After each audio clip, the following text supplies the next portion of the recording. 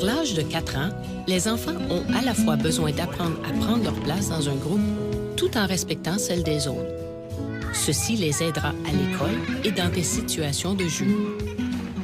Ces comportements sociaux sont d'abord appris à travers la vie familiale. Les parents peuvent aider leurs enfants en démontrant les bons comportements eux-mêmes.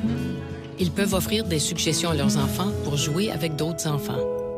Je pense qu'une des réalités au niveau des jeunes enfants, c'est tout le temps de se créer un réseau social, c'est-à-dire d'avoir des amis. Le rôle de l'adulte est très important dans cette situation-là.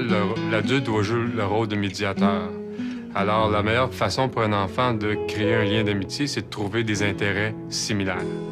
Alors, lorsqu'on est en garderie, par exemple, c'est de trouver deux enfants qui jouent au même jeu et l'adulte de créer des opportunités pour ces enfants-là, de développer une amitié entre eux.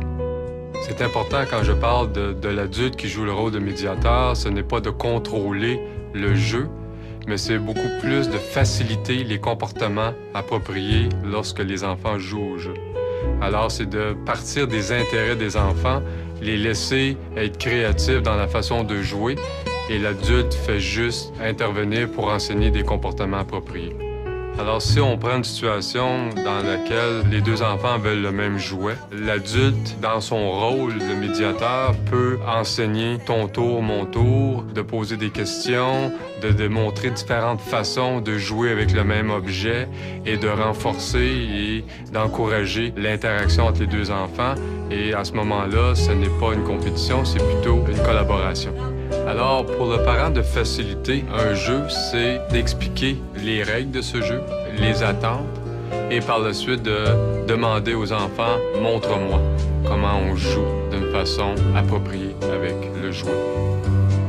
Lorsqu'on se retrouve avec un enfant qui est passif, l'important, c'est pour l'adulte de jouer un rôle de facilitateur au début. Alors, c'est d'introduire l'enfant à différentes expériences et différents environnements, justement pour le rassurer.